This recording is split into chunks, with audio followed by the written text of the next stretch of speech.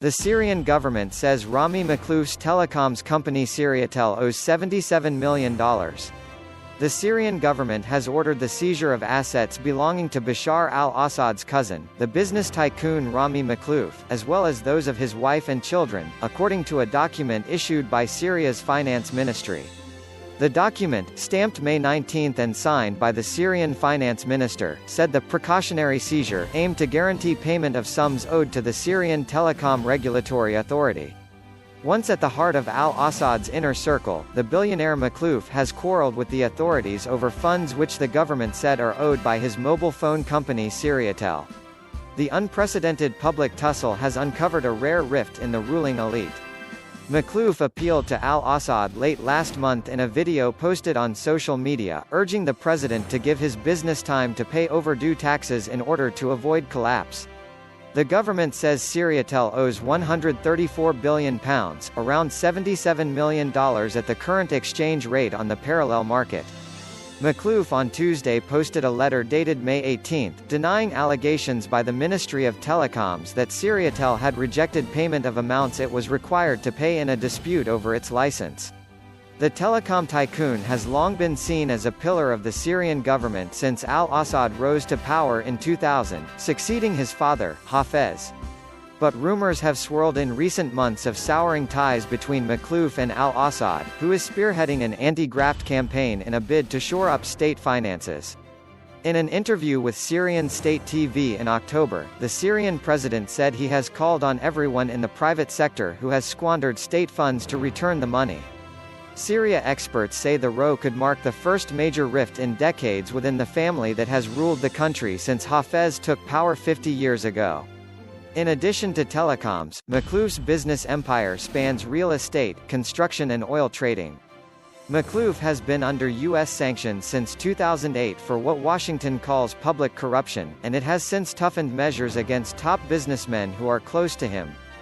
Presidential palace, if you want, against Makhlouf in a framework of reducing economic source of rents, therefore more competition. But it's also linked to cutting any kind of patronage networks that Rami Makhlouf has in the country, so ending the forms of autonomy he used to have in the country. It's definitely a deeper concentration of power within Assad's hands and within the Assad family directly. It's not anymore like prior to the uprising in 2011. Basically, the Assad Makhlouf ruling together. It's only the presidential palace.